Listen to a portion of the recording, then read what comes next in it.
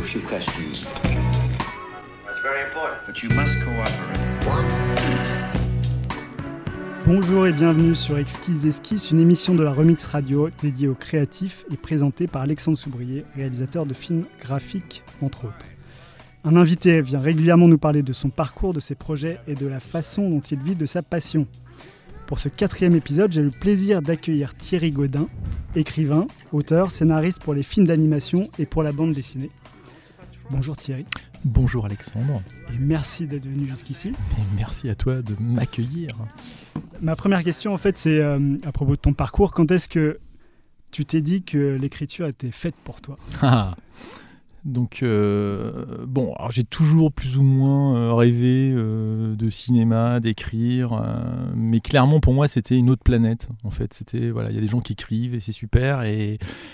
Mais moi, pour être tout à fait précis, moi j'ai fait une terminale scientifique. Après j'ai fait du droit et j'ai fait 4 ans et demi de droit. Donc j'ai lâchement abandonné un DEA. De droit social en cours de parcours et pourquoi ? Parce que j'avais pris plus ou moins une année sabbatique et j'avais décidé de devenir artiste pendant cette année, donc j'avais écrit un spectacle de comédie, j'ai participé à des concours de films amateurs de Super 8, donc j'étais à fond, mais que ce soit le spectacle que j'ai fait pour moi et pour quelques potes ou le film Super 8, c'était sympa, mais de là en faire un métier et de là ce que ça justifie les 2000 francs à l'époque que me versaient mes parents tous les mois pour que je me loge et que je me nourrisse, c'était un peu compliqué à argumenter. Donc très vite j'ai un peu lâché l'affaire en me disant je me suis amusé pendant un an mais là il va falloir être sérieux, donc j'ai cherché un concours administratif et j'ai essayé de trouver le chaînon manquant entre le droit et le fait que j'avais fait des colonies de vacances tous les étés et que ma famille tout le monde venait de l'éducation nationale, et j'ai trouvé le concours de conseiller d'éducation. Donc j'ai passé le concours de conseiller principal d'éducation que j'ai eu un peu laborieusement au bout de 2 ans. Et et donc mon destin c'était d'être dans l'éducation nationale, mais je continuais d'écrire de loin en loin et puis puis j'étais sur Paris, j'étais à Montreuil, donc j'avais un ami qui était juriste dans une boîte de prod et un jour, il sait que j'écris, puis comme je le fais un peu marrer, il me dit là, il y a des gens qui écrivent sur une série de dessins animés, qui se passe dans un collège, ça te dirait pas de participer au pool d'auteurs. C'est un ami qui savait que tu écrivais. Il savait que j'aspirais un peu à ça, mais de manière un peu magique, quoi. Enfin, c'était tellement pour moi inaccessible comme milieu. Mais t'écrivais depuis que t'étais tout petit, tout le temps. J'écrivais pas. Non, mais j'allais beaucoup au cinéma. Je sentais que ça m'attirait. J'ai lu énormément de bandes dessinées, mais vraiment, j'écrivais pour moi. Mais c'était un peu une envie, mais qui se concrétisait pas en se disant, un jour j'en ferai mon métier, parce que vraiment, c'était personne n'est auteur, scénariste, personne n'est du milieu dans ma famille. Donc c'était un milieu vraiment une autre planète. Et puis comme j'avais cet ami, mais qui a vraiment insisté, parce que moi c'était, ma première expérience, je sais que j'écris... c'était avant cette expérience-là, le même ami m'avait mis sur un autre projet qui s'appelait Patates et Dragons à l'époque. C'était un truc pour les tout petits. Un film d'animation. Non, c'était une série avec une princesse qui est amoureuse du fou du roi, mais comme son père de roi veut la marier absolument, il y a des chevaliers qui débarquent à chaque épisode et donc l'objectif c'est de faire une espèce d'alliance entre le fou et le dragon du coin pour que le chevalier se fasse dézinguer et que comme ça la princesse n'a pas à l'épouser. Donc moi je me dis c'est génial, c'est une opportunité, je commence à écrire là-dessus. Donc je fais des pages un peu comme j'écrivais en essayant d'être rigolo dans la page et j'envoie ça et je pense que c'est super, que j'étais hyper drôle, hyper pertinent et je me prends 3 pages de notes avec des trucs rayés partout, du rouge. On me dit c'est sympa, mais et c'est là que je découvre qu'il y a des problèmes dramaturgiques, que ça correspond pas à la caractérisation, donc moi je suis là, Et t'étais tout seul sur la série ?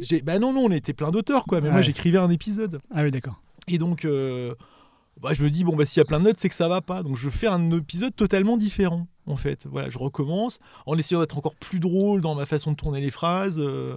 Et puis pareil, j'envoie, écoute, c'est sympa, mais déjà je comprends pas trop pourquoi t'as pas retravaillé l'épisode précédent.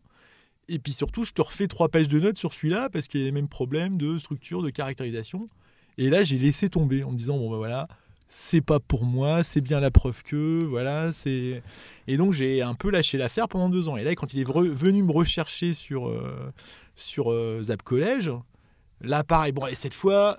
Bon, j'y vais, j'écris pareil et je me prends 3 pages de notes. Du coup, il était super motivé, il était presque plus motivé que toi pour que tu fasses il était plus motivé que moi parce qu'il croyait, enfin, vous voyez, et puis moi, c'est une période un peu compliquée de ma vie en plus, genre, mais non, mais c'est quoi ces gens qui font des notes, qui ne respectent pas mon travail d'auteur avec un majuscule, alors que je suis super drôle, super pertinent, et en fait, cette deuxième fois, quand je me prends les 3 pages de notes, je me dis, bon, peut-être qu'à un moment, il faut que je lise les notes.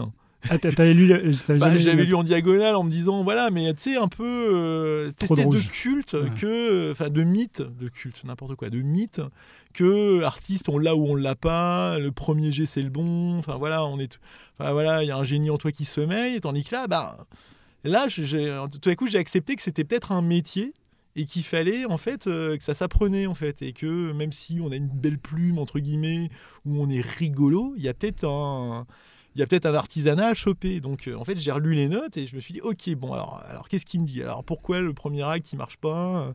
Puis, c'est quoi ce premier acte ? Et puis, c'est quoi la caractérisation ? Donc, j'ai commencé à retravailler en lisant les notes. Je renvoie un texte et là, c'est mieux. Et t'as plus que 2 pages de notes, en fait. Voilà. Donc, il y a une espèce de navette avec un côté, une espèce de démarche à la fois d'humilité. Et puis de se dire, si tu veux vraiment que ça marche, à un moment, il faut peut-être écouter ce qu'on te dit. Et donc, reprendre un peu les... Et voilà. Et donc, il y a une espèce de navette comme ça, où justement, je renvoie, c'est mieux, mais attention, fin du deuxième acte, ça retombe. Là, le personnage, on le perd. Là, c'est un peu chiant. Là, je comprends pas ce que tu veux dire. Voilà, donc, ok. Donc tout le travail... ce qu'est le travail de scénariste, en fait, c'est être clair, être économe en moyens, aller à l'essentiel. J'ai commencé à travailler sur le tas grâce à un super directeur d'écriture qui était Jean-Philippe Robin à l'époque et qui est toujours dans la partie. Qui était ton ami, qui t'a demandé à faire ça. Qui était le directeur littéraire d'Alphanim Gaumont à l'époque, et qui était un ami de mon ami juriste, Michael Manot, et qui avait insisté, qui insistait en même temps auprès de lui, mais tu devrais prendre Thierry, il est intéressant, mais genre, les deux, ouais, je veux bien, mais bon, faut qu'il me réponde, faut qu'il m'envoie des trucs, quoi, voilà. Et t'étais toujours, tu bossais toujours là? J'étais toujours CPE à l'époque, et c'était un peu, j'avais un peu lâché l'affaire, mon destin c'est CPE, je vais être ça pendant 40 ans jusqu'à ce que je décède avec de la poussière dans les rides, voilà, donc j'avais vraiment la patate à l'époque, et c'est vrai que là, il y a eu cette opportunité-là, je me suis dit, mais si vraiment tu veux le faire, il faut travailler, puis il faut apprendre. Voilà, donc ça a été vraiment une démarche d'apprentissage. Et oui, apprendre la structure, apprendre les personnages, apprendre ce que c'est qu'une espèce de construction organique, que tout ce que tu écris doit découler de ce qui précède et que ça doit se répondre. Et enfin voilà, qu'est-ce que c'est que l'énergie d'un texte ? Et voilà, et donc il y a eu 3 mois de navette justement, d'apprendre que la spontanéité c'est bien joli, mais c'est essentiellement du travail en fait, d'écrire un texte, puis après t'acquiers des choses et surtout t'apprends à devenir ton propre lecteur. Et du coup t'as appris juste avec les notes, les allers-retours? J'ai appris avec les notes, j'avais lu aussi un bouquin important qui est la dramaturgie de Lavandier, Yves Lavandier, qui a un très bon bouquin justement qui...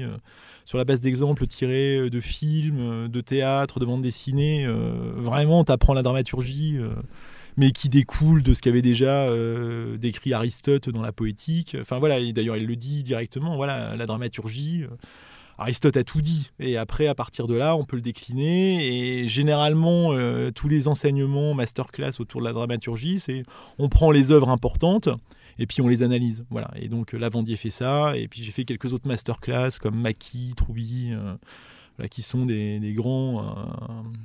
des espèces d'enseignants du scénario, et voilà, mine de rien, comme ça t'acquiers de la théorie, et puis comme toute théorie, tu l'intègres, et puis à un moment il faut que tu arrives à la dépasser pour la mettre en... Et puis après, à un moment, la clé c'est tu arrives à te lire, et puis tu vois si ce que tu écris ça marche ou pas, quoi. Et puis si tes lecteurs comprennent pas ce que tu dis, c'est qu'il y a un problème, quoi. C'est pas que c'est des crétins et que ton génie est incompris, c'est qu'il y a un moment, t'es pas clair. Voilà, Et donc tu fais les allers-retours avec tes lecteurs en même temps qu'avec tes... c'est pas des lecteurs, c'est plutôt les professionnels qui, voilà, pour la bande dessinée, on travaille énormément avec Romain Ronzeau, le dessinateur d'Espions de famille, et voilà. Et l'idée, c'est de faire en sorte que déjà tous les deux on soit contents de ce qu'on fait, et puis surtout qu'on soit sûr que ça soit très clair pour tout le monde ce qu'on veut dire. Mais si votre premier lecteur, que ce soit le directeur d'écriture, votre dessinateur, déjà, soit il dit qu'il y a un problème, soit il comprend pas ce que vous dites. Si dès votre premier lecteur, qui est un professionnel en plus, ça bloque, faut sans doute se poser la question, il y a sans doute un problème sur le texte. Voilà. Ok. Et donc toutes ces masterclass, ces livres, tu les lis pendant que tu es encore CPE ? Je les ai lus avant même, pendant, et puis voilà. Et quand Hosanna au plus haut des cieux, mon premier texte a été envoyé à la chaîne, bon voilà, c'était un peu l'hystérie, genre écoute Thierry, ton texte, voilà, je pense que c'est prêt. Après ces 3 mois de navette, où donc il y avait plus de notes, et donc c'est parti à la chaîne. Là, bon voilà, c'était une espèce de libération. C'est le moment où j'ai trouvé le courage de dire à la jeune femme que je convoitais à l'époque et qui est toujours ma compagne aujourd'hui que je l'aimais bien et plus que d'amitié. Voilà, grâce à cette... j'étais en train de rentrer dans sa friend zone, et le fait de recevoir ce coup de fil en disant ton texte par M6 m'a donné le courage de passer le pire coup de fil de mon existence, voilà, pour lui dire que je l'aimais plus que d'amitié. Enfin, c'était catastrophique. Mais bon, voilà, après, j'ai pu continuer la démarche. Voilà. Est-ce qu'il t'a donné aussi le courage de quitter ton job de CPE, ou c'était encore un peu plus tard ? Ah non, alors en fait, ça a été un peu étonnant, parce que vu que j'ai commencé, et ça a vraiment débloqué quelque chose, cette série, et bilan derrière, j'étais tellement à fond, il y a une telle énergie autour de ça que j'ai écrit 10 épisodes pour cette première série, parce que très vite, en fait, ayant enfin accepté d'être à l'écoute et d'accepter que c'était un métier, que ça s'apprenait, et donc qu'il fallait être un peu studieux, j'ai été assez efficace, entre guillemets, et voilà, et j'ai vraiment appris sur le tas, mais de manière très rigoureuse, et j'ai pu tomber 10 épisodes sur cette première série. En combien de temps, du coup ? C'était en 7 mois, 8 mois. Voilà. Et donc, en parallèle, j'ai commencé à envisager du temps partiel dans l'éducation nationale, puis du mi-temps, et jusqu'à un moment... Et ce qui m'a permis d'ailleurs de redécouvrir le métier de CPE, parce que quand tu es à temps partiel, tu es plus détendu, et voilà. Et donc, il y avait une espèce d'équilibre pas inintéressant entre ma vie de CPE et ma vie de scénariste. Et puis, à un moment, quand vraiment scénariste a pris beaucoup de place, et que je commençais à avoir de plus en plus de boulot, et puis... voilà, puis que que je commençais à être moins impliqué quand même dans le métier de CPE, il y a un moment, je me suis dit, bon, on va arrêter de faire semblant. J'ai pris une disponibilité, je suis devenu scénariste à temps plein. Voilà. D'accord. L'histoire rapide de ma vie. Je vois. Avant de parler de tes projets, du coup, est-ce qu'il y a un artiste fondateur qui t'a donné envie de faire ce métier, ou c'était vraiment René Goscinny. René Goscinny, c'est mon héros. Voilà, et pour plein de raisons différentes d'ailleurs, parce que René Goscinny, c'est Astérix, c'est le petit Nicolas, et puis René Goscinny, voilà, c'est quand même le père de... Voilà, c'est le père de la BD moderne, voilà, parce que quand j'étais... Bon voilà, puis c'est ce qui m'a nourri, parce qu'en fait, mon oncle était abonné à Pilote Magazine, c'est un magazine qui a duré de 1958 à 1974, je crois. Et dans ce magazine, c'est là qu'a été publié Astérix pour la première fois en 58. Et puis, Goscinny a révolutionné la BD en invitant au fur et à mesure tout un tas de nouveaux auteurs à partir de la fin des années 60, même les gens d'Harakiri, donc Fred, GB, puis après il a fait venir Tardy, Bilal, enfin surtout c'était des choses qui... Donc c'est non seulement l'homme, mais aussi c'est-à-dire vraiment quelqu'un qui avait une vision pour le métier, c'est quelqu'un aussi qui a fait accepter que scénariste c'était un métier, que les scénaristes avaient droit de citer sur les couvertures des albums, et surtout avaient le droit de citer dans les œuvres. Voilà. C'est lui qui a vraiment fait savoir qu'il y avait une vraie collaboration entre le scénariste et le dessinateur, qu'il y avait un quatre mains hyper important, et voilà. Parce qu'avant c'était surtout le dessinateur qui était mis en œuvre. Avant il y avait que le dessinateur qui signait, et généralement c'est lui qui touchait tout l'argent, et qui en reversait un morceau au scénariste. Voilà, et selon son bon vouloir. Non, pas selon son bon vouloir, parce qu'il s'était mis d'accord, mais globalement, vraiment, c'était le scénariste, ça n'existait pas, quoi. Et c'est Goscinny qui a un peu lancé le premier mouvement, même ça lui a valu des problèmes dans les années 50, parce que quand ils ont voulu lancer un syndicat, ils se sont fait dénoncer par des collègues. Dénoncer dans quel sens? Alors, Goscinny était à World Press, c'était la Belgique, ils étaient en Belgique et ils avaient une association d'auteurs, il y avait déjà Uderzo, Charlier, Hubinon, enfin vraiment tous les grands piliers de la BD belge, essentiellement. Et en fait, à un moment, en fait, c'était la World Press fonctionnait dans le copyright. En fait, c'est-à-dire qu'ils possédaient, dès que vous signez pour la World Press, vous aviez, le propriétaire de World Press possédait les œuvres. En fait, c'était Trois Fontaines, il s'appelait. Et il n'y a pas de droit d'auteur. Il n'y avait pas de droit d'auteur. Et puis surtout, vous étiez payé à la source. Et après, c'était terminé. Et donc, ils se sont réunis à un moment, à l'initiative d'Uderzo, Charlier et donc Goscinny, et pour dire c'est pas normal, est-ce qu'on pourrait pas se fédérer pour réclamer à ce que nos œuvres nous appartiennent. Et il y a un petit camarade apparemment dans le groupe d'une trentaine de dessinateurs qui allait tout de suite rapporter à Trois Fontaines qu'ils se réunissaient, et donc Trois Fontaines dit ok, il faut que je marque le coup, je vais en virer un, le moins indispensable, et il a viré Goscinny. Parce qu'à l'époque, Goscinny, c'était bien avant Astérix, et il s'est dit, je vais virer celui-là. Sauf que Uderzo, Charlier étaient solidaires de Goscinny, ils sont tous barrés avec lui. Et c'est là qu'ils sont arrivés en France et qu'ils ont commencé à fonder, je crois que c'était Unifrance, un syndicat. Et après, ils se sont réunis et c'est là qu'ils ont créé Pilote, et qu'elle allait devenir, et c'est là avec les premières pages d'Astérix, ils ont créé Astérix. C'est là-dedans qu'il y avait Tanguy et la Verdure, toutes les grandes séries Blueberry, et voilà. Et donc Goscinny, ce créateur qui a en plus prêté main forte à toute la nouvelle génération, les mecs comme Druyer, Bilal, ils comprenaient pas forcément ce que faisaient ces mecs, mais il s'est dit c'est intéressant, on le passe, quoi. Et donc voilà, Goscinny à la fois en tant qu'auteur, en tant qu'homme et en tant que promoteur d'un métier et d'un art, pour moi c'est vraiment c'est quelqu'un que j'aime beaucoup. Voilà. Alors on s'est rencontrés tous les deux dans un espace de coworking il y a 4-5 ans. Tout bien, tout honneur. Voilà. Tout à fait. Et tu commençais à écrire un bouquin, ou tu continuais à écrire un bouquin qui parlait de tes années en tant que CPE. Tu l'as commencé longtemps après avoir quitté ton job du coup de CPE.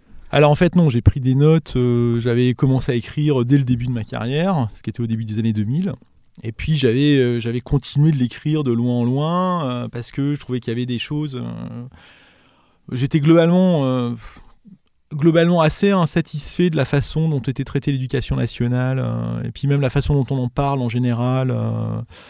Je trouvais qu'il y avait des angles morts un peu partout, et puis surtout au regard de mon expérience, surtout que CPE, on est vraiment un peu à la croisée des chemins, on est vraiment la personne qui voit tout et qui voit un peu les espèces de gigantesques malentendus entre les parents, les élèves, les profs, l'administration. Et j'avais le sentiment qu'on parlait pas vraiment de ça jamais, en fait. Même le livre et le film Entre les murs. De ça, tu veux dire la relation entre les parents et tout le reste. Je trouve que l'éducation nationale, tout le monde a une opinion hyper tranchée dessus. Tout le monde a son avis. Soit les élèves sont des monstres, surtout s'ils sont de banlieue, soit les profs sont des brutes épaisses qui maltraitent tout le monde, soit les parents sont des abrutis qui comprennent rien. Il y a une espèce de... C'est la faute des autres. Il y a une espèce de guerre de tranchées pas possible, en plus sans compter les conflits éternels entre les didacticiens, les pédagogues. Tout le monde a un avis hyper tranché. Moi, mon sentiment, c'est que personne ne regarde vraiment la situation. C'est-à-dire, il peut se passer n'importe quoi. Tout le monde a son opinion et peu importe le contexte, je vais dérouler ma grille de lecture sur l'éducation nationale. Et donc, ça m'agaçait un peu, parce que je trouvais ça très injuste pour tout le monde. Parce que c'est injuste pour tout le monde, en fait. Le corps des enseignants, c'est pas monolithique, les parents non plus, les gamins non plus. Tout ça, c'est très complexe et le système est très compliqué. Et le système est très violent aussi. Et il est violent pour tout le monde. Il est violent pour les profs, pour les parents et pour les élèves. Mais on a essayé de résumer ça à un problème de personne, alors que c'est un problème, je pense, systémique. Excusez-moi, je pars dans des trucs un peu... Et donc, j'ai écrit des trucs, mais sans être... sans vouloir un peu édifier mon monde. Et je me suis dit, après avoir pris 9 ans de notes sur ma pratique, ce qui serait intéressant, c'est de raconter mon année de débutant, où j'arrive, je découvre, et j'ai moi-même tous mes angles morts. Et puis surtout, c'était... de pas se mettre au-dessus de la mêlée, vraiment de raconter ça au cœur du truc avec moi-même, mes erreurs, mes doutes, des trucs que je comprends pas, puis des trucs que je réalise au fur et à mesure, et sur les élèves, sur les profs, sur le système, sur moi-même. Voilà, et sur ce que c'est qu'être CPE, et voilà. Et donc, j'avais tout un tas de notes, des bouts de livres, voilà. En plus, je ne savais pas trop ce que je voulais faire, si je voulais faire de moi un personnage romanesque en racontant toutes mes histoires d'amour. Voilà, enfin, j'avais une espèce de masse, un peu, une espèce de gloubi-boulga de notes. Et quand j'ai repris un bureau, c'était dans l'idée, bon, quand même, là, tout ça, il faut que j'en fasse quelque chose. Voilà. Et donc, quand j'ai repris, c'était, allez, je reprends le truc. En plus, j'avais une expérience de scénariste qui me permettait de voir qu'il fallait synthétiser et aller à l'essentiel. Donc, je me suis dit, allez, je reprends ça et j'essaie vraiment d'aller au bout de la démarche. Voilà. Et donc, quand je t'ai croisé, c'était au moment où, allez, je prends un bureau, espace de coworking, et je m'y mets sérieusement, je vais au bout de ce truc. D'accord. Et aujourd'hui, ce livre, on peut le dire, est terminé. Il est terminé et il va être publié, Alexandre. Publié. Truc de ouf. Et publié quand ? Publié le 21 mars, là. Donc, c'est d'une actualité brûlante. C'est un scoop. C'est un scoop. Remix radio, génial. C'est extraordinaire. Et il s'appelle comment, ce livre ? Il va s'appeler Égaré, conseiller principal d'éducation, année 0. Voilà. Donc ta première année en tant que... Ma première année, mais qui reprend des événements qui se sont déroulés au long de mes 9 années de carrière dans mon collège. Et voilà. La couverture de ton livre est assez représentative, j'ai l'impression. C'est ça, c'est une baston de bouffe. Voilà, c'est ça. Mais joyeuse. Voilà, c'est pas les gens sont horribles, la vie est moche. C'est le cauchemar du CPE, la baston de bouffe. Et en même temps, il y a de la vie, il y a de la joie. Voilà, c'est comment je gère cette belle énergie de la jeunesse et tout en faisant respecter mon rôle de défenseur de l'ordre. Voilà, donc c'est comment il fallait affronter toutes ces contradictions au quotidien avec l'humain en moi et puis le fonctionnaire qui avait un cahier des charges au niveau de sa mission de faire régner l'ordre et la paix. Tu sors aussi, elle est sortie une bande dessinée. Ah non, mais j'ai une actualité délirante. Voilà, c'est la folie furieuse. Le tome 6 de Espion de famille, une bande dessinée jeunesse. C'est ça. Qui sort chez BD Kids, BD Kids Bayard, Okapi. C'est ça ? Non, c'est toujours Bayard. C'est BD Kids Okapi et c'est la publication d'histoires qui sont pré-publiées dans Okapi, le magazine Okapi. Voilà, depuis 2008 maintenant. Depuis 2008. Et qu'est-ce que tu peux dire d'Espion de famille ? Espion de famille. Alors déjà, moi, c'est... pour en revenir à Goscinny, voilà, ça c'est vraiment un rêve qui se réalise, faire de la bande dessinée. Parce que moi, j'ai été vraiment biberonné. J'ai vraiment appris à lire avec la bande dessinée. Et voilà, faire de la BD, ça a été une opportunité extra. De bosser pour Okapi, en plus, qui est un magazine qui est très lu. Qui est très très lu et qui a toujours... Je me souviens, c'est le magazine de mon enfance, moi-même, je ne sais pas si c'est le tien. Alors moi pas trop, moi j'étais plutôt Pif Gadget et le journal de Mickey et Pilote donc, mais Pilote je les avais en stock vu que c'est... Et voilà, et c'est vrai que Okapi, mais Okapi, j'ai toujours croisé ça au CDI, Et donc, donc Espion de famille, ce qui est bien, c'est que la télé, c'est une super école du scénario, de la structure, mais généralement, on bosse sur des projets qui ne sont pas à soi. On est censé, c'est pour ça que c'est une super école, c'est que on a... c'est des projets de commande, tu veux dire, c'est de la commande, mais on a un cadre, on a les personnages donnés, et il faut jouer avec. Donc il faut bien les maîtriser, bien les connaître, maîtriser un ton, c'est-à-dire savoir faire à l'imitation d'eux. Voilà, c'est-à-dire donc c'est vraiment un beau travail de caméléon et puis vraiment de structure. Là, c'est vraiment, il faut tomber un truc qui corresponde à ce qui est demandé et puis qui tienne la route et en même temps on peut mettre des thématiques à soi. Mais c'est vraiment de la commande. La bande dessinée, vu que c'était... j'ai rencontré le responsable de la BD à l'époque et qui me disait là il y a Émile Bravo qui arrête Jules. Je ne sais pas si vous connaissez la BD Jules. Et donc il y a un créneau qui s'ouvre, donc il faudrait une BD d'aventure qui plaise autant aux filles qu'aux garçons. Et à partir de là, propose-moi un truc. Alors là, moi j'étais au taquet et donc j'ai réfléchi à deux thématiques qui me touchaient. Je suis parti de deux thématiques qui me touchaient particulièrement. C'est les rapports intergénérationnels entre petits-enfants et grands-parents, parce que moi j'ai commencé à m'intéresser à mes grands-parents, j'ai réalisé qu'ils avaient vécu le 20e siècle. J'ai un grand-père qui est mort dans les années 40, mais qui avait fait la Première Guerre mondiale. Voilà, il avait 18 ans en 1914. J'ai mon autre grand-père paternel qui a vécu la débâcle. Donc voilà, nos grands-parents, ils ont vécu le XXe siècle et généralement, la façon dont ils les appréhendent, c'est comme les gentilles personnes qui nous reçoivent le dimanche et on mange du cake aux fruits en regardant la télé. Enfin, voilà, il n'y a pas forcément ce rapport-là d'interrogation du passé, et particulièrement à l'adolescence, où moi, en tout cas, je m'étais un peu détaché d'eux. Voilà, genre, bon, il faut aller voir ses grands-parents. Moi, j'aimerais bien aller. Il faut aller faire la bise à papy et mamie, alors que tu as un âge où tu as un peu moins de dispo pour voilà. Et quand j'ai commencé à me réintéresser à eux, c'était trop tard. Voilà.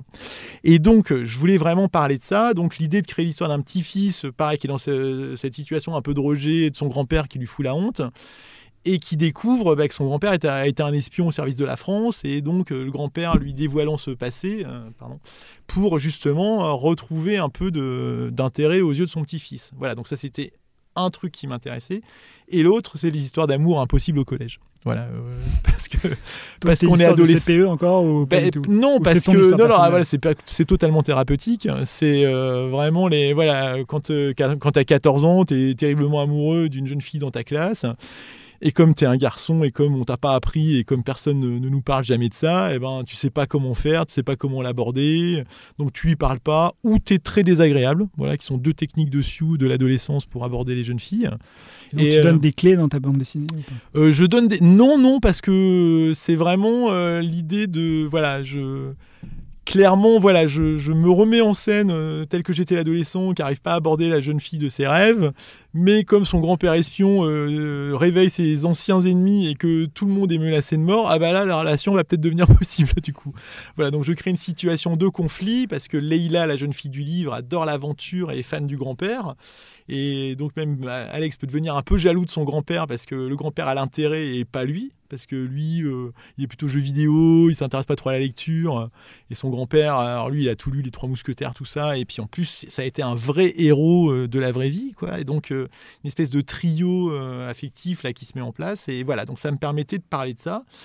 Et je pense que... Et comme c'est Bayard qui a trouvé Romain Ronzeau, le dessinateur, et c'était un mariage de raison qui s'est transformé en collaboration merveilleuse, parce qu'on s'entend vraiment comme la roue en foire, et on partage vraiment les mêmes thématiques, et mine de rien, l'énergie de ces deux thématiques, vraiment que séduire une relation amoureuse à l'adolescence et le lien très fort entre avec nos grands-parents, et surtout quand on commence à creuser un peu leur passé et voir que ils ont vécu, et donc on est les héritiers de ça aussi. Ça a pu alimenter jusqu'à 6 épisodes et un 7e l'année prochaine, quoi. Voilà. Et vous visez combien d'épisodes? Le 7e sera sans doute le dernier. Voilà, parce que malheureusement Non, parce que on a travaillé en saison avec des émotions très fortes et différentes et des thématiques très fortes par saison, vraiment comme dans les séries. Et moi, j'étais un peu traumatisé par des séries de mon enfance comme Torgal, vraiment que j'adorais. Et puis à un moment, ça a continué alors que je pensais que c'était fini, moi. Et à un moment, je trouve que ça s'est un peu perdu en route, quoi. Voilà. Donc l'idée, je pense que ce qu'on fait, en tout cas, on a des très bons retours de lecteurs qui sont touchés par ce que ça raconte. Donc l'idée, c'est les respecter en vraiment finissant de belle manière et de manière un peu en apothéose cette série qui nous tient à cœur, voilà, tous les deux. Comment est-ce que tu travailles justement avec Romain Ronzeau, le dessinateur? Est-ce que tu lui envoies Je le maltraite, je lui dis si tu m'écoutes, t'as rien à dire. Non, en fait, Romain, travaille... si tu nous écoutes. Romain, je suis désolé, le monde doit savoir. Non, en fait, sur le premier tome, on a travaillé très séparément, vu que moi j'ai vendu mon scénario à Bayard. Et c'est une fois le scénario validé qu'ils m'ont trouvé un dessinateur. Ils avaient fait d'autres essais d'ailleurs, et c'est vrai que c'est avec Romain que ça a marché, mais Romain qui avait un style très différent d'ailleurs à l'époque. Et quand ça marche pas avec un dessinateur, c'est toi qui dis ça marche pas? Ah non, c'est pas moi. Oui, il y avait un dessinateur qui fait des... c'est dommage, j'ai mangé son nom, mais qui est un dessinateur qui marche bien, qui a fait un livre érotique très chouette avec Ovidie il y a quelques années. Bon, les gens font le recoupement et je m'excuse auprès de lui d'avoir mangé son prénom. Il avait fait donc une planche, mais c'était un peu trop ado, quoi. Ils avaient plutôt l'air d'avoir 17-18 ans, alors qu'on était plutôt dans la tranche vraiment 13-14, fin 14-15, allez, fin de collège. Et donc Romain, voilà, donc c'est plutôt Bayard qui avait décidé que ça correspondait pas tout à fait à la tranche d'âge d'Okapi. Et donc Romain est arrivé, donc... moi, en plus, je découvrais les planches, donc j'étais tellement content que ce soit dessiné, donc j'avais pas forcément un regard critique ou dirigiste, voilà. Et puis, donc on l'a fait un peu le premier tome, chacun dans son coin. Mais dès le deuxième tome, voilà, on a commencé dès le début à se dire bon, qu'est-ce qu'on veut pour le deuxième tome, réfléchir ensemble. Voilà, Romain arrivait avec ses idées et on bossait vraiment. Donc dès l'histoire, bah tiens, on pourrait faire ça, voilà. Et donc c'est un travail vraiment de binôme dès le départ. Et on travaille vraiment comme ça. Et quand on a bien discuté, moi je commence à rédiger, je lui renvoie, on fait plein de navettes jusqu'à ce qu'on soit content, en fait. Voilà. Et est-ce que vous avez continué la série parce que le premier tome a bien marché, ou est-ce que c'était sûr que ça allait continuer et que vous aviez... Non, on a continué la série parce qu'on était publié par Okapi. Et à la base, il n'y avait même pas de projet éditorial, en fait. C'est que Okapi, voilà, il nous aimait bien. Et puis, voilà. Et donc, puis les lecteurs aimaient bien ce qu'on faisait aussi. Donc, voilà, ils nous commandaient parce que, voilà, il faut passer des BD dans Okapi. Donc, vu il y a un travail de fidélisation, et puis que la relation, dès le deuxième tome, a vraiment pris de l'ampleur, où là vraiment... C'est un retour des lecteurs en direct, en fait. Non, des fois il y a le blog, mais c'est vrai que sur le premier tome, on avait des retours un peu étonnants, genre je comprends pas tout, c'était parce que moi c'était ma première BD et Romain aussi. Donc il y avait des problèmes sur ce premier tome d'ailleurs. Donc, il y a un directeur éditorial qui vous... Il y avait le directeur éditorial à l'époque, voilà, mais bon, c'était vraiment un album imparfait, le premier tome. Mais vous allez voir, je tease un peu la suite. Et donc, dès le deuxième tome, on l'a travaillé ensemble. Et c'est-à-dire qu'on travaille ensemble sur le scénario. Et après, quand Romain passe je vais jusqu'au découpage. Case 1, descriptif, dialogue. Case 2, descriptif, dialogue. Et après, Romain l'interprète et ils bossent ensemble. Mais là, on a bossé dès le crayonné. Il m'envoyait les crayonnés et puis on vérifiait ensemble que la mise en scène correspondait. Donc il y a eu un vrai travail à la fois sur le texte et à la fois sur la mise en scène. C'est-à-dire qu'on se fait confiance mutuellement. Et généralement, je lui faisais des remarques, tiens, attention l'expression, sur les expressions, parce que je le laissais vraiment libre de sa mise en scène. Mais moi, je voulais juste vérifier, je vérifiais juste qu'il y avait les bonnes infos et que c'était très clair sur ce que vivaient les personnages. Donc généralement, moi, j'étais presque dans la direction d'acteur au niveau des cases. Et c'est là que vraiment, on a mis en place sur le deuxième tome notre synergie de travail. C'est-à-dire, on est au service du meilleur bouquin possible.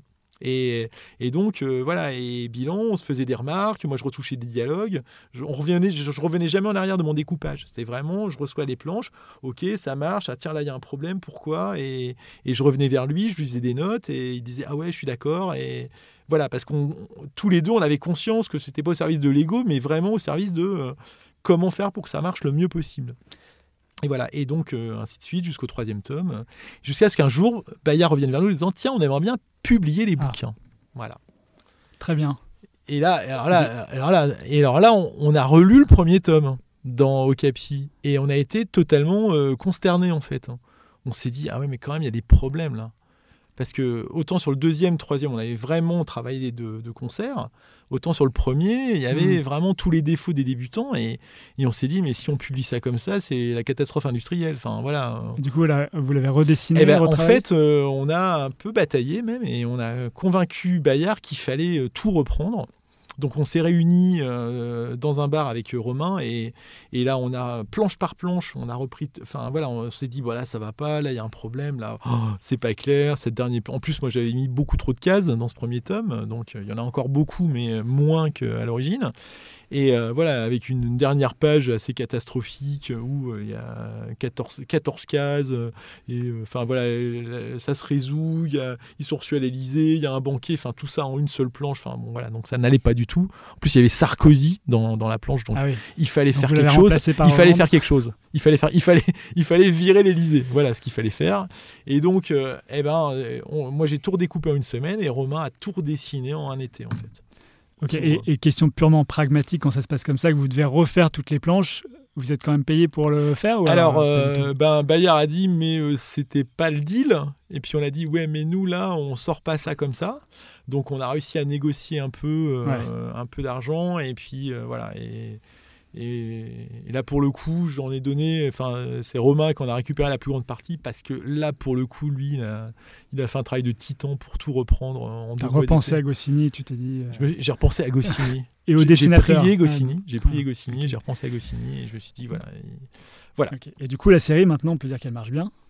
La série est un succès planétaire. Non, oui, non, la série marche bien. Vraiment, on est très contents. Les lecteurs sont chouettes. On fait des dédicaces qui se passent vraiment plutôt bien. On est très. Alors là, sous réserve, voilà, là, d'un point de vue juridique, je suis très très prudent. Mais on a même repéré sur Netflix un film qui s'appelle Undercover Grandpa, qui ressemble très étrangement à Espion de famille. Voilà, mais je n'accuse personne, C'est je ne lancé. dis rien. Voilà, c'est lancé. Deux scoops dans la remise Mais radio c'est vrai que aujourd'hui. voilà, à bilan, Ok. on s'est dit bon bah tiens, on a pu inspirer peut-être des gens, voilà. Donc voilà. Alors, tu fais des livres, tu fais bande dessinée, et comme tu l'as dit, tu es aussi scénariste de films d'animation. Tu as travaillé sur des films d'animation comme. Enfin, Alors, des séries d'animation, pardon. voilà. Ouais, J'ai excuse-moi. travaillé sur des films d'animation qui n'ont pas abouti, mais j'ai travaillé sur des séries. Voilà, Séries d'animation comme Le Petit Prince, Peter Pan, Heidi. Voilà, ça c'est les grosses séries, alors plutôt des adaptations qui sont passées Ouais, voilà, sur adaptations. France Télé, sur TF1.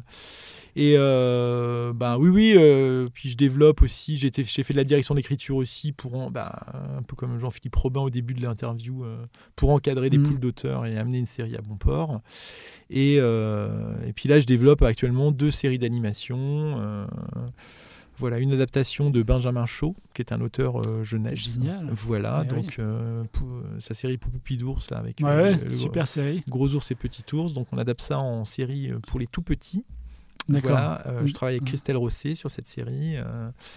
Voilà, et on fait une série sur la confiance, la pensée positive, l'éducation positive. Voilà. Ah oui, donc tu reviens à tes années. Bah un peu oui, CPE, parce qu'à un tout. moment là, moi, je suis dans une période de ma vie où voilà, c'est. T'as vraiment envie. de Quel mettre sens en ça a avant tout ça, quoi. Ouais. Pourquoi on fait ça c'est pas. Enfin voilà, le temps de cerveau disponible, c'est quelque chose qui est quand même très très présent. Dans nos métiers, voilà, donc on s'adresse quand même à des enfants qui ont un public éminemment respectable, donc voilà, et il faut qu'on les respecte profondément, donc si on leur raconte des histoires, il faut que ça les touche, que ça leur parle, et que ça les, voilà, enfin voilà, j'ai envie que ça s'adresse aux enfants et que les enfants le reçoivent de la meilleure manière possible et que ça les abrutisse pas si possible, voilà. Donc tu fais pas que de la commande quand tu fais de la série d'animation. Si, c'est de la proposes commande. aussi. Mais Ah oui, je pense que la commande, c'est très respectable et que quand on fait de la commande, il faut respecter profondément le public à qui on s'adresse. D'accord, donc tu adaptes les demandes. C'est-à-dire que là, en plus, comme je développe sur une des séries et je co-développe avec Christelle Rosset sur l'autre, voilà, c'est qu'est-ce qui, moi, me touche, qu'est-ce que j'aurais aimé voir, moi, en tant qu'enfant à l'époque. Et donc, vraiment, je me mets à la place du public et voilà, c'est vraiment, il faut toucher le public sans le manipuler, sans se foutre de lui. Voilà, donc il faut que ça soit le mieux possible et que ça l'entraîne dans des histoires parce qu'on a besoin d'évasion et puis on a besoin aussi de vivre des émotions qui nous permettent de les reconnaître et de mieux les appréhender. Enfin, voilà, quoi. Du coup, c'est quoi ton statut aujourd'hui ? T'es intermittent, t'es auteur, non, je suis indépendant, totalement scénariste indépendant, freelance, voilà. Totalement. Voilà, Okay. donc je cotise aux AGSA et à l'IRSEC pour la sécu et la retraite, ce qui je pense passionne les auditeurs. Voilà. Tout à fait. Bah, si quelqu'un on va veut faire devenir... un gros pic d'audience là, Ouais. sur cette phrase, je pense. Là, voilà. Du coup, tu travailles pour pas mal de studios de production, Folie Image, Méthode Animation, Alphanim, me semble-t-il. Alors en ce moment, voilà, je travaille pour Alphanim Gaumont et je travaille pour Supamonx. Voilà. Mais, comment tu les trouves ? C'est tous ces clients. En l'occurrence, maintenant, c'est plus ceux qui me trouvent, voilà, parce que je commence à avoir un petit CV et un petit nom dans l'animation, donc voilà, donc je suis contacté et puis voilà, puis c'est par le bouche à oreille et puis après, c'est si la relation de travail prend bien, écoute, et comme c'est le cas, écoute, voilà, on travaille ensemble. T'as pas besoin de faire des des actions particulières pour aller chercher? Non, je ne vends pas mon corps. Je reste Ta très, plume. très sobre. Non, mais voilà, c'est après. Et puis il faut que les envies se croisent, quoi. Moi, je viens aussi avec mes envies et mes élans créatifs en disant, moi, je pense que ce serait bien qu'on raconte ça comme ça et que c'est ça qu'il faut faire. Et voilà. Et je pense que c'est la clé d'être un peu sincère et que ça soit dans le travail de commande, c'est du travail de création et il faut absolument mettre de la sincérité là-dedans. Sinon, ça devient horrible comme métier. Si vraiment vous ne croyez pas du tout à ce que vous écrivez et que vous n'avez pas du tout envie de vous adresser à un public d'enfants ou un public populaire, c'est juste horrible. Il faut arrêter. Voilà. Donc, non, il faut vraiment amener son envie de bien faire et sa sincérité là-dedans. Et donc, il faut aussi que ce que vous avez envie d'amener corresponde à ce que veut faire la chaîne ou la production. Et si c'est pas le cas, il y a un moment, il faut se poser la question si c'est juste de rester ou pas. Voilà. Ouais, c'est une rencontre entre un auteur et un producteur, du coup. C'est ça. C'est-à-dire, est-ce qu'on veut tous raconter la même histoire? Et voilà. Aujourd'hui, est-ce que tu continues à développer tes compétences, à lire des livres sur la question, vu que maintenant tu es presque enseignant sur non, mais ce qui est catastrophique dans ce métier, c'est qu'on n'arrête jamais d'apprendre, en fait. Catastrophique. Non, mais parce que on n'est jamais peinard. Ouais. On n'est jamais peinard, on n'est jamais arrivé, on n'est jamais... ça n'existe pas d'être au sommet, d'y rester tout le temps. Même pour ceux qui font des masterclass. Il y a tout un travail méditatif pour réussir à séparer votre personne de ce que vous faites. Voilà. Donc, il faut rester convaincu qu'on va y arriver et qu'on a une expérience. Et après, là, en plus, je commence à travailler. Je développe un projet de fiction et je travaille sur une commande, sur une chouette adaptation de séries étrangères en fiction. Et voilà. Et donc, là aussi, faut se remettre un peu en cause. Et même si j'ai déjà fait du 52 minutes avec Le Petit Prince, c'est pas la même énergie, c'est pas le même public. Là, on est sur des adultes. Voilà. Donc, c'est réussir à s'adapter aussi à ce genre de support. Et puis, voilà. Je doute pas que je vais y arriver, mais voilà, puis aussi dans l'idée de toute façon à chaque fois il faut faire le mieux possible, et le mieux possible c'est du travail, c'est de l'énergie et c'est du doute souvent. Voilà, donc on n'est jamais peinard en fait. Ouais, voilà. C'est l'aventure qui te permet d'avancer et qui te donne des ailes. Oui, des ailes, mais comme c'est beaucoup de travail, et votre premier texte est fatalement médiocre en fait. Voilà, c'est une fois que tu as accepté ça, que le génie est une vue de l'esprit. Tous les grands génies, en fait, c'est des gens qui détestaient tellement ce qu'ils faisaient qu'ils ne laissaient partir dans l'univers que les choses dont ils étaient sûrs. Goscinny, c'était quelqu'un de terriblement torturé. Son entourage devait lui planquer. Il suffisait d'une petite critique dans un fanzine alors que la presse était dithyrambique. Ça le foutait en l'air pour 3 semaines. Il était... c'était... Du coup, toi, tu acceptes ça maintenant? De toute façon, c'est fatal. L'unanimité, je pense que c'est une illusion. Mais oui, c'est un travail à chaque fois Mais même quand vous faites un texte et que vous recevez des notes... On a tous ce fantasme, j'envoie un texte et c'est parfait. Ah non, parce qu'on a tous nos angles morts à chaque fois. Donc oui, on va recevoir... C'est très subjectif aussi. C'est subjectif, tu peux envoyer un directeur de prod qui va aimer, un autre qui va moins aimer. C'est subjectif, mais à un moment, donc, il faut trouver l'argumentaire pour faire passer ce que tu voulais faire passer. Parce que si tu as des notes, c'est peut-être que c'était pas suffisamment clair. Donc voilà, il y a tout un travail. Et puis vérifier que les notes sont bienveillantes aussi. Voilà, donc il y a tout un travail de dégrossir qu'est-ce qui vient de ton interlocuteur, qu'est-ce qui vient de toi, est-ce que le problème c'est que ton interlocuteur ou est-ce que toi aussi tu as ton problème. Donc l'idée après c'est comme tout, c'est comme trouver, mais même comme Romain me fait des notes, je suis là genre non, c'était bien, et puis en fait je les lis et puis oui effectivement j'avais pas vu ça, et si on fait ça, ça va être mieux. Donc c'est accepter qu'on peut améliorer tout le temps. Voilà. Comment est-ce que tu trouves ton inspiration? J'aime bien ces blancs comme question. Ouais, c'est abrupt. Alors l'inspiration, je crois vraiment que ça vient à la fois de l'expérience et à la fois des références. Voilà, c'est. Toi, tu n'arrives pas à identifier d'où vient cette inspiration? Je pense que ça vient de. Exactement. Est-ce que parfois tu lis des livres en te disant tiens, je vais m'inspirer, ou est-ce que c'est juste quelque chose de continu tout le temps? Moi, ce qui m'inspire, en fait, c'est les choses qui m'ont plu déjà. Voilà, c'est pour Espion de famille. Voilà, moi, je me suis référé aux BD qui m'avaient transporté quand j'étais comme par exemple j'étais enfant, comme Bernard Prince, Blueberry. mais Bidouille et Violette, enfin voilà, des choses un peu obscures comme Monsieur Tendre de GG, voilà, c'est une BD assez peu connue, mais voilà, ça c'est des choses, tu te dis, tiens, on peut mettre de l'émotion dans la bande dessinée, et puis surtout, voilà, Greg aussi, qui est un très grand scénariste, voilà, c'est des choses qui m'ont parlé, qui, voilà, je dévorais, je tournais les pages, je me disais, mais c'est génial, et voilà, et donc moi, l'idée de pouvoir donner ça à mon tour à des gamins, je me suis dit, mais voilà, il faut que je fasse ça. D'où l'idée d'aller puiser des choses qui me touchent personnellement. Donc, vous voyez, Espion de famille, par exemple, c'est à la fois dans des souvenirs personnels et c'est dans des références de bandes dessinées trépidantes, avec voilà, de l'aventure, des héros malmenés, maltraités, enfin voilà. Des rebondissements. Ben non, mais c'est Frank Capra qui dit que quand votre héros est à terre, faut lui mettre un coup de pied dans la tête. Voilà, donc voilà, ça c'est et Bernard Prince, Blueberry, ça fonctionne que comme ça, quoi. C'est l'accumulation des ennuis qui fait qu'à un moment il arrive à s'en sortir, parce que tout le monde est tellement contre lui que les gens commencent à se tirer les uns sur les autres. Enfin voilà, et il s'en sort alors qu'il devrait pas s'en sortir. Donc voilà, et donc mes inspirations, c'est à la fois les références cinéma, BD, livres. Tu continues encore à trouver le temps de lire des bandes dessinées, de regarder des séries. Il y a tellement de trucs. Je regarde beaucoup de séries, je lis moins de BD parce qu'il y en a trop et j'arrive plus à suivre. Donc là, je vais plutôt vers ce que je connais, ce que j'aime. Puis il y a des choses, voilà. Puis j'ai quand même des amis qui me conseillent et donc voilà, régulièrement, il y a quand même des trucs qui arrivent et qui me bottent et voilà. Donc voilà.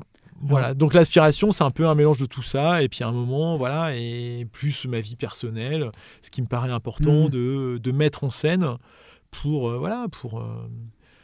changer le monde, voilà, pour parler un peu, sans être mégalomaniaque, mais juste dire, voilà, qu'est-ce que je pourrais faire, quel héros pourrait, à mon sens, envoyer une image positive de ce qu'il faut faire pour changer le monde, voilà. Tout simplement. En toute humilité, j'ai envie de dire, voilà. Est-ce que tu es confronté à la page blanche ? En gros blanc, bien sûr, encore.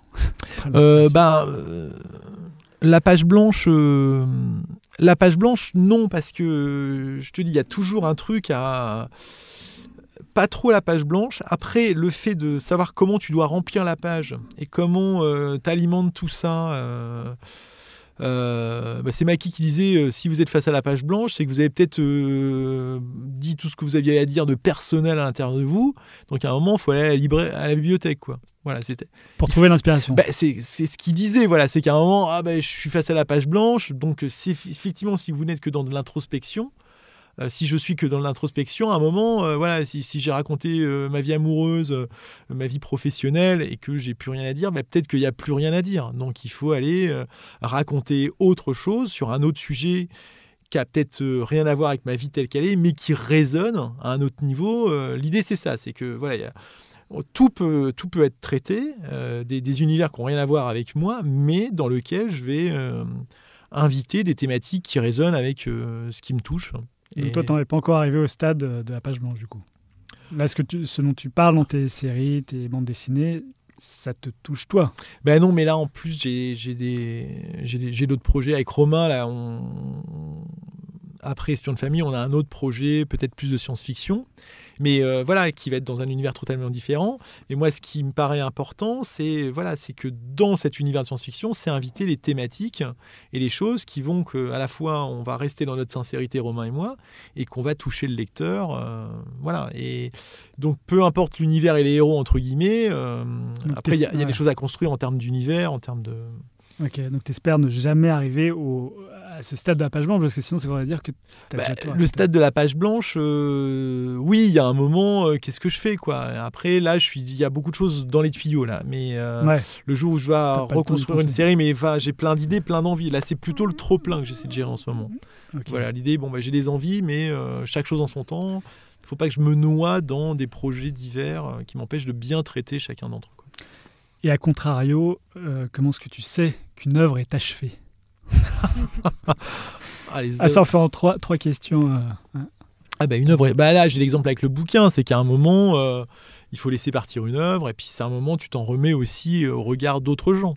C'est-à-dire, voilà, un éditeur, il y a un moment, il faut lâcher le truc. Voilà, et la perfection n'étant pas de ce monde. voilà, le livre, je l'ai relu, j'en peux plus de ce livre. Voilà, je l'ai relu tellement et je l'ai tellement retravaillé que voilà, et c'est qu'à la fin, tu fais des notes, tu fais des corrections, puis à un moment, bah voilà, il faut lâcher le truc. Donc tu te donnes une deadline, tu dis voilà, ce jour-là, c'est la vie fini, qui te donne une deadline, quoi. C'est la vie, c'est tes interlocuteurs. Tu pourrais toujours être en train de travailler. Oui, mais là, ça devient un peu triste à un moment, et ça devient surtout. Là, il faut pas que ça devienne pathologique. C'est-à-dire qu'à un moment, il faut lâcher les choses. J'ai regardé un documentaire sur Vicomte qui s'appelle La page 52, je crois, où on voit Vicomte pendant 10 ans, 15 ans, qui essaye de sortir son livre. Et c'est très impressionnant de voir qu'il n'arrive pas à... là, c'est le piège. C'est-à-dire qu'à un moment, Vicomte voit des trucs que plus personne ne voit. Il n'y a que lui qui les voit. Lui, il va avoir des défauts que plus personne ne voit, et il y a une forme de malheur là-dedans. De malheur, bah non, c'est horrible, mais c'est Michel-Ange. En fait, ils étaient obligés, son entourage était obligé de le ceinturer pour qu'il ne détruise pas toutes ses statues et toutes ses peintures, tellement il détestait ce qu'il faisait, en fait. Voilà, donc voilà, c'est-à-dire qu'à un moment, il y a un tel besoin de perfection qui peut devenir problématique si à un moment vous n'acceptez pas de lâcher le truc. Voilà, et au fond, quel est le risque si... Est-ce que quand tu es à deux, c'est pas plus facile de lâcher ? Déjà, voilà. C'est-à-dire qu'à un moment, à deux, il y a un dialogue qui fait qu'à un moment, quand on est tous les deux contents, il y a quelque chose d'une confiance et d'un rassurement. Okay. C'est vrai que quand tu bosses tout seul... c'est pour ça que moi en plus je bosse dans l'audiovisuel et je pense qu'il faut le quatre mains avec l'image, et que ce soit le réalisateur ou le dessinateur, c'est fondamental, parce que si on n'est pas d'accord tous les deux, et tant qu'on n'est pas d'accord tous les deux, il y a un problème. Soit c'est qu'il y a un problème à la base dans la collaboration, c'est qu'on ne veut pas raconter la même chose, et là c'est une catastrophe, je pense. Soit il y a un souci sur l'œuvre telle qu'elle est, parce que ça veut dire qu'il y a quelque chose qui n'est pas clair dans la tête de l'autre. Et donc si c'est pas clair, c'est que c'est pas clair sur la page. Donc il y a un truc à travailler ensemble. Mais une fois qu'on est d'accord tous les deux en disant là c'est bien, on y va, quoi. Voilà. Je vois que tu as énormément de projets en ce moment. Du coup, est-ce que tu arrives à te projeter sur les 5-10 prochaines années ? Non. Non. Tu te dis pas, tiens, j'aimerais avoir sorti 2-3 livres. Ouais. Non, c'est très ouvert. Non, je suis plutôt détendu par rapport à ça. L'idée, c'est de continuer d'en vivre. Hein, mais là, il y a quelque chose de... après, on n'est pas à l'abri d'un accident cérébral, mais voilà, il y a quelque chose d'ouvert, et surtout l'idée vraiment d'être à l'écoute de ce qui est juste et de ce qui me parle, de ce qui résonne, que ça soit dans la commande ou dans les projets perso, mais qui peuvent se transformer en commande. Donc voilà, c'est l'idée que ce ne soit pas désincarné, quoi. Il n'y a pas l'incommande d'un côté et les projets personnels. C'est que tout ça, c'est la même rivière qui doit être au service des mêmes choses. Moi, je constate quand même qu'on creuse souvent les mêmes sillons en tant qu'auteur. On a des thématiques, tous, qui nous parlent plus ou moins que d'autres. Et l'idée, voilà, c'est comment reprendre ces thématiques, les traiter le mieux possible, de plus en plus, et quel que soit le support, en fait. Voilà. Et l'idée, c'est pas de se fourvoyer dans des projets qui me parlent pas, et voilà. Ok. Voilà. Je sais pas si c'est clair, mais très donc clair. J'en sais rien ce qui va se passer. Alors, à terme, je sais juste qu'on va finir Espion de famille au tome 7, qu'il y a un livre qui sort, et je ne sais pas si j'aurai l'énergie ou l'envie d'en écrire un autre. Je ne sais pas ce qui va se passer. Est-ce que je vais écrire plus pour de la fiction ? Est-ce que je vais écrire pour le cinéma ? J'en sais rien. Et c'est pas grave. Voilà. Alors, tu me parles pas mal de... Enfin, tu as parlé de Michel-Ange, de Goscinny. Je parle beaucoup, ouais, je sais. Tu es là pour ça. Tu parles de Goscinny, tout ça. Est-ce que toi... Des références assez humbles, voilà. Michel-Ange, Goscinny, enfin voilà. La base, quoi. Donc, est-ce que toi, tu as envie de laisser un nom comme ces gens-là ? La question... Oui, j'aimerais bien avoir une statue, j'aimerais avoir un prix. Non, mais quand tu parles à des artistes, souvent, ils te disent que... alors, souvent... Parfois, ils te disent qu'ils font ça parce pour des questions de peur de mourir, de machin, et de laisser un nom après. C'est une question un peu philosophique. Alors, c'est une question philosophique. Alors, le problème, si tu veux, c'est que à l'échelle des temps géologiques, tout ça, c'est quand même assez vain. Tu peux quand même en fait, me répondre simplement. Je veux dire, il suffit d'un conflit nucléaire dans 3-4 ans, et bon, voilà, tout ça n'aura servi à rien. Hein. Non, mais donc, comment répondre à ça Est-ce que tu y as réfléchi ? Si tu n'y as pas réfléchi. Oui, j'y ai réfléchi. Alors après, je voudrais pas faire des réponses trop ésotériques qui, me donc c'est quand même une question pour enfermer en sortant. Non. T'es pas obligé de répondre. Non, mais si, en fait, comment dire ça sans passer pour un taré complet j'ai envie de participer énergétiquement au monde, quoi. En fait, voilà, si j'ai une réponse qui vient de Goscinny encore, c'est Goscinny qui était avec... C'est Greg qui racontait ça dans un super reportage sur Goscinny, avec tous les gens qui ont connu Goscinny qui parlent de lui. Et un jour, il raconte que voilà, lui, Greg est donc avec Goscinny dans la rue et puis il voit un gamin en train de lire Astérix. Et le gamin éclate de rire. Mais vraiment éclate de rire, il est... mais vraiment mort de rire en lisant Astérix. Et là, t'as Goscinny qui se tourne vers Greg et qui lui dit « Tu vois, ça, c'est notre Légion d'honneur. » Et je trouve qu'il y a là-dedans quelque chose d'hyper juste. Et je veux vraiment pas faire le mec, le sourire d'un enfant est une nourriture, tout ça, mais sans rire, ce que ça m'a apporté, moi, de lire des bouquins, des BD, de voir des films qui m'ont profondément touché, si juste...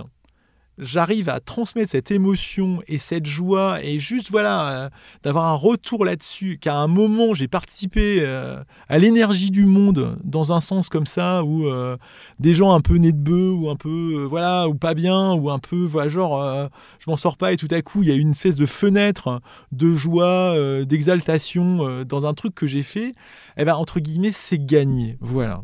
Et j'aime beaucoup aussi ce que dit Didier Vampas en disant parce qu'on lui posait la question est-ce que ça vous ennuie pas de pas avoir le succès mais c'est quoi un succès à un moment si je touche 2000 personnes avec mon album Marine Le Pen 10 millions d'électeurs c'est un succès, est-ce que c'est ça est-ce que c'est ça le succès quoi, ouais. Donc moi je m'en fous si je touche mes 2000 auditeurs et que ça les botte et qu'ils sont contents, c'est-à-dire que j'ai réussi à traduire mes émotions pour que ça atteigne des gens qui me connaissent pas, là c'est gagné, et là j'ai fait mon travail et là je suis content.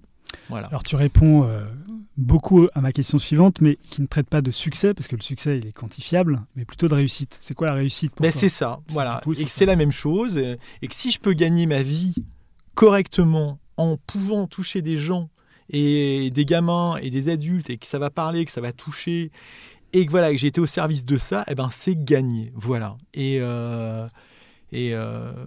peux dire encore une anecdote. Vas-y. Non, parce que c'est une histoire que j'aime beaucoup sur Frank Capra. Parce que Frank Capra, j'aime beaucoup Frank Capra aussi. Moi, La vie est belle et Monsieur Smith au Sénat, c'est des films qui m'ont qui m'ont touché. Et je me dis, si je peux faire ça un jour. Et Frank Capra, tout le début de sa carrière, il a visé une seule chose, l'Oscar. Il voulait l'Oscar du meilleur réalisateur. Mais vraiment, c'était son obsession. Donc, il a commencé en plus, il a commencé à bosser pour de la comédie, et à un moment, quand ça a commencé à marcher, qu'il a fait des films comme Horizon Lointain, il s'est dit, je veux l'Oscar. Et ça devenait une obsession. Et il y a même un moment, une cérémonie, on appelle, allez Franck, c'est ton tour. Il se lève et c'est pas lui, c'est un autre Franck. Donc, il se cogne la honte. Et un jour, c'est New York-Miami, paf, il a l'Oscar. Frank Capra, donc il monte sur scène et il a l'Oscar. Et ça y est, il est arrivé, c'est génial. Et derrière, il tombe malade. Une maladie grave. On lui donne 6 mois à vivre. Enfin, vraiment, c'est catastrophique. Et un jour, il y a un prêtre qui vient le voir. Et puis, Frank Capra en robe de chambre, dans sa superbe villa. Et plus goût à rien. À quoi bon tout ça ? Et t'as le prêtre qui lui pose une question. Mais pourquoi vous faites des films ? Et là, il y a une espèce de porte qui s'ouvre dans sa tête. Mais oui, au fond, pourquoi je fais ça ? Et il a réalisé, parce que si c'est pour l'Oscar, une fois que tu l'as, c'est bon, tu peux aller planter des poireaux, Et c'est là qu'il y a un truc qui s'est passé dans sa tête. Il dit, mais je suis au service de quoi ? Et là, il s'est rappelé son amour des gens, du peuple américain et de cette espèce les petits gens qui font le monde, l'homme de la rue. Et c'est là qu'il a commencé à faire tous ces films sociaux sur le cœur de l'Amérique, les gens qui se battent contre les capitalistes, et les gens qui se battent face à un système qui écrase, qui méprise. Et là, La vie est belle. Et c'est après donc son Oscar qu'il a fait La vie est belle, Monsieur Smith au Sénat, l'homme de la rue. Il a mis ça au service. Alors après, même, il a bossé pour la propagande, l'effort de guerre, pour les petits gars qui se battaient. Mais il a guéri. Et il a guéri parce qu'il était au service, pareil, de cette énergie qu'il donnait au monde pour dire aux gens, je pense à vous et voilà ce que vous êtes. Lui, il a fait vraiment un cinéma sur la dignité, un peu comme Bertrand Tavernier, qui est encore un mec que j'aime, un réalisateur que j'aime beaucoup. C'est des gens, ils sont au service de quelque chose qui est plus grand qu'eux et Et entre guillemets, peu importe leur personne. Mais ceux au service de quoi ils sont, c'est magnifique. Alors, je suis pas là, mais si je peux être au service de quelque chose que j'estime beau et grand, ben voilà, c'est gagné, quoi.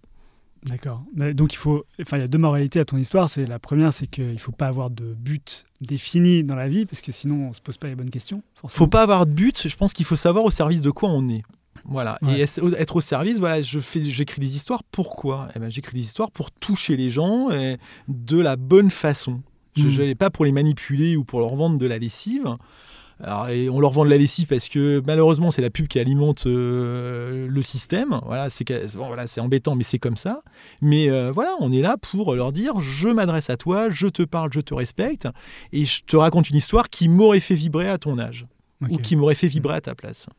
Voilà. Et la deuxième moralité, c'est si tu vas mal, appelle un prêtre, du coup. C'est ça. Je pense qu'il faut trouver. C'est Jesus qui va nous sauver. Non. C'est pas tout à fait ce que je dis, Alexandre. Je dis voilà qu'à un moment il faut savoir pourquoi on fait les choses et que parfois on peut les faire pour les mauvaises raisons et que quand on les fait pour les mauvaises raisons, on peut être très malheureux et ça m'est arrivé. Voilà. Et du coup, si tu avais quelque chose à dire à quelqu'un qui voulait se lancer là-dedans, ça serait plutôt de quelque chose de ce genre-là, faire quelque chose. Si tu veux te lancer là-dedans, fais-le bien, travaille, apprends le métier et surtout, pourquoi tu le fais, quoi. Si c'est pour, voilà, tu peux le faire pour l'argent parce que c'est un métier, il faut gagner sa vie. Mais si tu fais ça que pour ça ou que pour la gloire, il y a un moment où tu vas être très malheureux. Voilà. Donc il faut le faire pour un truc qui résonne profondément en toi. Voilà. Ma dernière question, c'est... J'aurais pu être prêtre, en fait. Peut-être. Tout peut encore changer. Ma dernière question, c'est est-ce qu'il y a un livre, un objet culturel, film ou quoi qui t'a particulièrement marqué ces derniers temps ? Là, très récemment, je suis allé voir Moi, Tonya. Qui vient de sortir. Que j'ai trouvé super. Parce que voilà, pareil, là, c'est et en plus voilà, il y a une forme de réhabilitation de la vérité autour de ce personnage.